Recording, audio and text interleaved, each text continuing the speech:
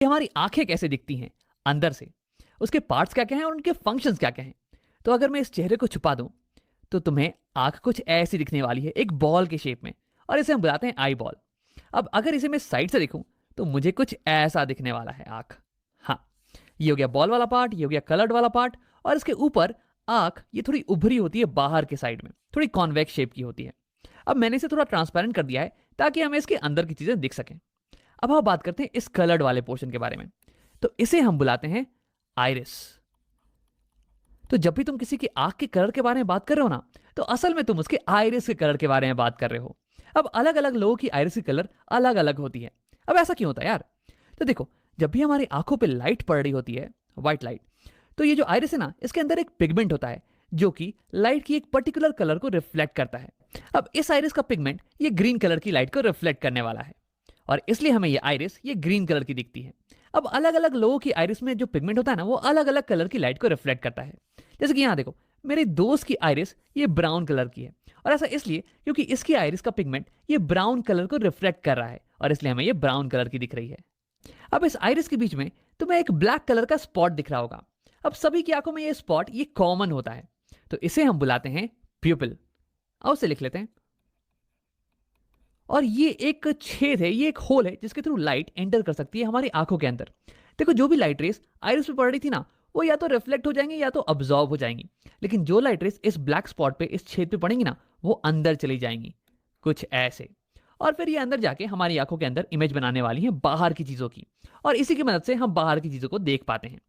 अब देखो, आइरिस का एक और इंपॉर्टेंट काम है कि वो इस छेद की साइज को कंट्रोल करता है, इस प्यूपल की साइज को कंट्रोल करता है। देखो, जब बाहर दिन का टाइम हो रहा हो, दोपहर का टाइम मान लो, तो बहुत रोशनी होने वाली है, तो उस टाइम बहुत ही लाइट रेस तुम्हारी आंखों के ऊपर पड़ने वाले हैं। अब अगर बहुत सारी लाइट रेस तुम्हारी आंखों के अंदर एंटर कर गए, तो वो आंखों के सेल्स को बर्न कर सकते हैं, उन्हें डैमेज पहुंचा सकते हैं। तो इसे बचाने के लिए आइरिस दिन के टाइम ये प्यूपल को छोटा कर देता है, कुछ ऐसे, ताकि कम लाइट रेस हमारी आंखों के अंदर जाएं और फिर भी हम अच्छे से देख पाएं बाहर की चीजों को।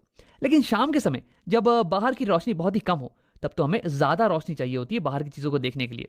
तो उस टाइम आइरिस इस छेद को, इस प्यूपल को बड़ा कर देता है, कुछ ऐसे, ताकि अब ज्यादा लाइट रेस हमारी आंखों के अंदर जाएं और हम बाहर की चीजों को क्लियरली देख पाएं। तो यानी कि हमारी आइरिस ये खिड़की पे लगे हुए पर्दे की तरह काम करती है। जब बाहर दोपहर का समय हो तो तुम पर्दे को ऑलमोस्ट पूरा क्लोज कर देते हो ताकि बहुत ही कम लाइट रेस अंदर आ पाए, और जब शाम का समय हो तो तुम पर्दे को ऑलमोस्ट पूरा खोल देते हो ताकि ज्यादा रोशनी अंदर आ पाए और तुम चीजों को देख पाओ। अब देखो, यही एक्सपेरिमेंट तुम खुद घर पे भी कर सकते हो। एक डार्क रूम में जाना और फिर शीशे के सामने खड़े होकर अपने प्यूपल को देखना।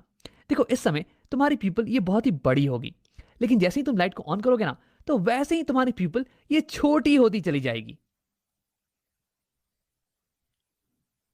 अब आओ बात करते हैं आई के कुछ और पार्ट्स के बारे में। उसके लिए मैं इस आइरिस को यहाँ पे छुपा देता हूँ। मैंने यहाँ पे आइरिस का क्रॉस सेक्शन बना दिया है। ये ग्रीन वाला पार्ट ये हो गया आइरिस, और ये बीच में जो होल है ये हो गया प्यूपिल। लाइट इसके थ्रू एंटर करेगी और फिर ये मिलने वाली है इस कॉन्वेक्स शेप के लेंस से। ये हो गया हमारी आंखों का लेंस, आई लेंस। देखो, इसका काम है कि इनकमिंग लाइट रेस को फोकस कर देता है इस पीछे वाली सरफेस पे, और फिर यहाँ पे एक क्लियर इमेज बन जाती है। अब देखो, ये बल्ज्ड पोर्शन है, उभरा हुआ पोर्शन, इसे हम बुलाते हैं कॉर्निया। इसे हम बुलाते हैं कॉर्निया। लाइट रे जब हमारी आंखों में पड़ती हैं तो सबसे पहले ये कॉर्निया से ही मिलती हैं, उसके बाद ही अंदर जाती हैं। अब देखो, कॉर्निया और लेंस के बीच का पोर्शन ये भरा हुआ होता है वाटर से। वैसे 99.9% वाटर होता है, 0.1% कुछ विटामिन और प्रोटीन्स वगैरह होते हैं, और इस पोर्शन को हम बुलाते हैं aqueous humour. Aqueous humour, aqueous का मतलब हो गया वाटरी, क्योंकि ये मैक्सिमम वाटर का ही तो बना हुआ है। अब देखो, कॉर्निया और ये लेंस ये दोनों ही कॉन्वेक्स शेप की हैं, तो ये दोनों मिलके हमारी आंखों की कन्वर्जिंग लेंस सिस्टम बनाती हैं। ये दोनों मिलके इनकमिंग रेस को कन्वर्ज करती हैं ताकि कि एक शार्प इमेज हमें इस पीछे वाले सरफेस पे मिल जाए। अब देखो, मैक्सिमम रिफ्रैक्शन ये कॉर्निया पे ही होता है, क्योंकि जो लाइट रेस एंटर कर रही है ना, वो एयर से आ रही हैं, और फिर कॉर्निया के बाद में वाटर का सिस्टम। तो यानी कि यहाँ पे maximum change in refractive index होता है, और इसलिए लाइट की मैक्सिमम बेंडिंग ये कॉर्निया के ऊपर ही होती है। उसके बाद लाइट रेस प्यूपल के थ्रू लेंस पे हिट करती हैं। अब लेंस जो है ना, ये हल्का एडजस्टमेंट प्रोवाइड करता है इन लाइट रेस को, ताकि ये लाइट रेस कंप्लीटली फोकस हो जाए इस पीछे वाले सरफेस के ऊपर ही, और यहीं पे एक फोकस्ड इमेज हमें मिले। अब देखो, इस पीछे वाले सरफेस को इसे हम बुलाते हैं रेटिना। अब अगर इस रेटिना के ऊपर हमें एक फोकस इमेज मिले ना, तो हम उसे क्लियरली देख पाएंगे, उसे क्लियरली रीड कर पाएंगे। लेकिन अगर एक फोकस इमेज नहीं मिल रही है तो हमें बाहर की चीजें धुंधली नजर आने वाली हैं। तो यानी कि रेटिना ये एक स्क्रीन की तरह काम करता है, एक पर्दे की तरह, जिसपे कि इमेज बन सके। अब देखो, तुम ये सोच रहे होगे कि अगर इस पे इमेज बन जाए तो हम इसे कैसे देख पाते हैं। तो ऐसा इसलिए क्योंकि रेटिना जो है ना, ये लाइट सेंसिटिव सेल्स से बना हुआ है। यानी कि उस पे अगर इन सेल्स पे अगर लाइट पड़े तो ये सेल्स एक्टिवेट हो जाते हैं, ये लाइट को फिर इलेक्ट्रिकल सिग्नल्स में कन्वर्ट कर देते हैं। और फिर यहाँ पे क्या होता है, रेटिना पे कुछ नर्व्स होती हैं, ऑप्टिक नर्व्स, जो कि इन सिग्नल्स को, इलेक्ट्रिकल सिग्नल्स को ले जाती हैं हमारे ब्रेन के पास। और हमारा ब्रेन ये कंस्ट्रक्ट कर लेता है कि ये इमेज कैसी होने वाली है, और फिर हमें बताता है कि बाहर की दुनिया कैसी दिख रही है। तो इन नर्व्स को हम बुलाते हैं ऑप्टिक नर्व्स। आओ लिख लेते हैं यहाँ पे। अब देखो, रेटिना और लेंस के बीच का जो पोर्शन है ये भरा हुआ होता है एक जेली लाइक मटेरियल से। इसे हम बुलाते हैं विट्रस ह्यूमर। विट्रस का मतलब हो गया ग्लासी। अब ये ग्लास की तरह कठोर तो नहीं, बल्कि ग्लास की तरह ट्रांसपेरेंट जरूर है, ताकि लाइट इससे पास कर सके। अब देखो, इसका फंक्शन ये होता है कि ये हमारी आई बॉल को सपोर्ट प्रोवाइड करे। अब अगर विट्रस ह्यूमर नहीं होता तो आई बॉल ये स्फेरिकल तो नहीं रह पाती, ये तो पिचक जाती ना। तो यहाँ हमारे पास हो गया एक्वस ह्यूमर, जो कि वाटरी है, और ये कॉर्निया और लेंस को न्यूट्रिशन प्रोवाइड करता है। और यहाँ पे विट्रस ह्यूमर ये जेली लाइक है, और ये हमारे आई बॉल को सपोर्ट प्रोवाइड करता है।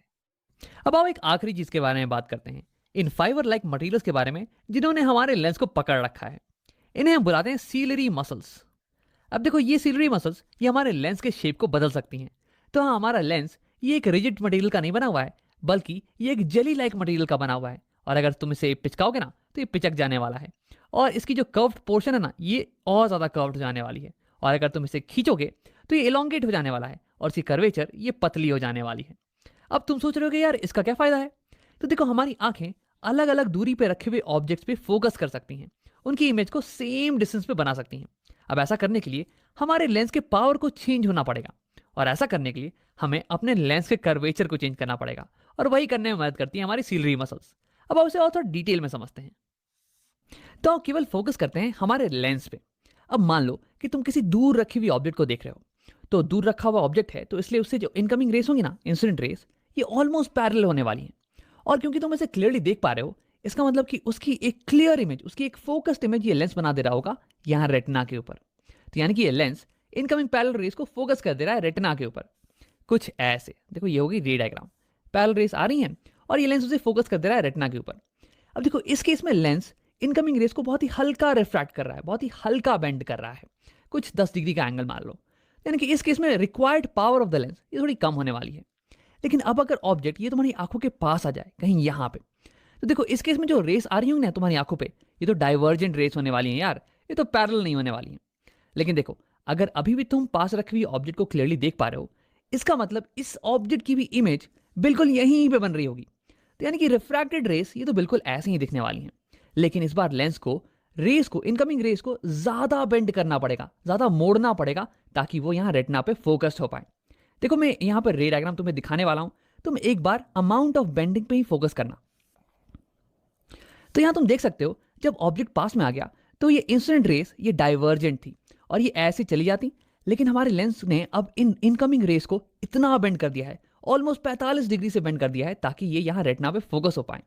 तो यानी कि जब ऑब्जेक्ट पास में होता है तो लेंस को ज्यादा बेंड करने की जरूरत पड़ती है, यानी कि ज्यादा पावर रिक्वायर्ड है लेंस की। लेकिन जब ऑब्जेक्ट दूर रखा हो तो हमें लो पावर रिक्वायर्ड होती है, लो बेंडिंग रिक्वायर्ड होती है।